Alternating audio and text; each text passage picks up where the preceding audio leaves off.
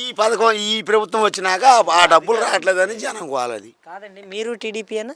పక్క పక్క ఇక్కడ నాకు ఒకటే అర్థం కావాలి, ఇక్కడ నాకు ఒకటే అర్థం కావట్లేదు. మీరంతా జెండా చెట్టు తిప్పర్లా ఏంది మొత్తం టీడీపీ ఇక్కడ.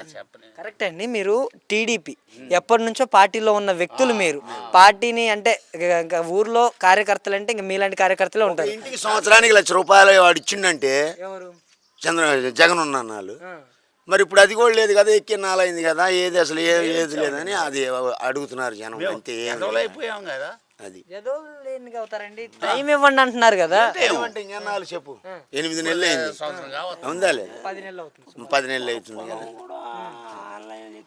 కాదండి, మరి అంటే గతంలో జగన్మోహన్ రెడ్డి రాష్ట్రాన్ని అప్పుల పాలు చేసిపోయాడు, పథకాలు ఇవ్వడానికి కొంచెం టైం పడుతుంది అంటున్నారు కదా. మరి పట్టాలి మళ్ళీ దాని రాజధాని అంటున్నారు, అది ఇది అన్నారు. ఎన్నాలని ఇవన్నీ ఈ జనం అడగటం అంతే, ఏం లేదు ఆడ. దాని గురించి ఇబ్బంది ఏం లేదు. మరి ఇంకా ఈయన అదొకటి. ఇప్పుడు మా వాళ్ళు ఇక్కడే ఉన్నారు, మన ఊళ్ళోనే. వాళ్ళు ఏమంటున్నారు, ఈ ప్రభుత్వం తింటే ఉంటుందయ్యా మాకు తెలీదా అంటున్నారు.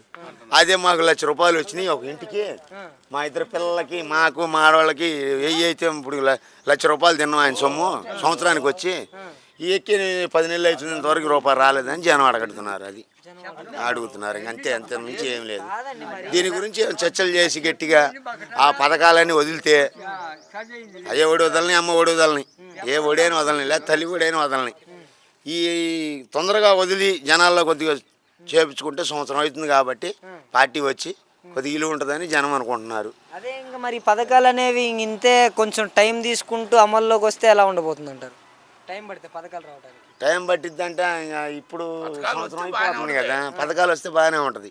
పథకాలు వస్తే మటుకు పేరు మటుకు మోగిద్దే, అది అంతవరకు గ్యారంటీ. కాదండి, టైం పడుతుంది అంటున్నారు కదా రాష్ట్ర. ఇప్పుడు 10 నెలలు అయిపోయింది, ఇంక 2 నెలలు పోతే సంవత్సరం వీళ్ళు ఎక్కి. ఈ సంవత్సరం లోపల వాడు సాగలేకపోయారా, అది జనం అడిగేది. అది అంతే.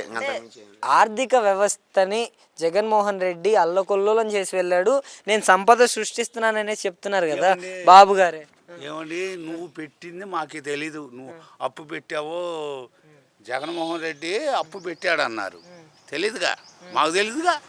నాకు ఎప్పుడైతే నా డబ్బులు వస్తే నాకు అది నేను అనుకుంటా. ఇవాళ నేను వాళ్ళ అప్పు అంతా మై తీసిన అప్పు నువ్వు తెత్తవా ఏమయ్యా? అది అట్లా కాదండి, ఫైనల్గా నాకు ఒకటే అర్థం కావట్లేదు, ఇప్పటికీ అర్థం కాని ప్రశ్న ఏంటంటే, నాకు ఇందాక నుంచి కూడా నా మైండ్లో ఉండిపోయింది అలా. మీరు పక్కా టీడీపీ అయ్యి ఉండి మీరు ఇలా మాట్లాడడానికి గల కారణం ఏంటంటారు? దానికి కారణం పథకాలు రాపాటం. డబ్బులు రాలా, అది రైతు భరోసా అన్నాడు, అమ్మ ఒడి అన్నాడు, గ్యాస్ అన్నాడు, ఇది అమ్మ వందనం అన్నాడు, మరి బస్సులు అన్నాడు. ఏమి చేశావు నువ్వేం చేశావు? అదిగో ఒక్క 4,000 మాత్రం పెన్షన్. ఓకే, అదొక్కటే అంతే. మరి ఏం చేశావు? నాకు ఇప్పుడు మీరు ఇలా మాట్లాడుతున్నారు కాబట్టి మిమ్మల్ని ఒక ప్రశ్న అడుగుతాను. ఇప్పుడు రీసెంట్గా కూటమి నేతలు ఒక స్కిట్ చేశారు. ఆ స్కిట్లో జగన్మోహన్ రెడ్డి గారిని, మాజీ ముఖ్యమంత్రిని, జనసేన ఎమ్మెల్యేలు 11 వచ్చిన వాడు 11 వాడికి నాకు పొంతనేంటి అనేసి మాట్లాడిన మాటలు మీరు కూడా చూసే ఉంటారు. కరెక్టేనంటారు అవన్నీ? అసలు అది ఎందుకు వచ్చింది 11? అది మనలో ఏదన్నా ఫాల్ట్ ఉందా? లేదు, మన వాళ్ళే, నా పార్టీ వాళ్ళే ఏమన్నా మోసం చేశారా? మరి 11 అంటే అది అసలు న్యాయమేనది? కరెక్ట్ కాదంటారు. ఏదో మనం పూర్తిగా పార్టీ గురించి మటుకు ఇబ్బంది లేదు. కాకపోతే ఏంటంటే పథకాలు రాలేదు, డబ్బులు రాలేదని జనం బాధపడుతున్నారు.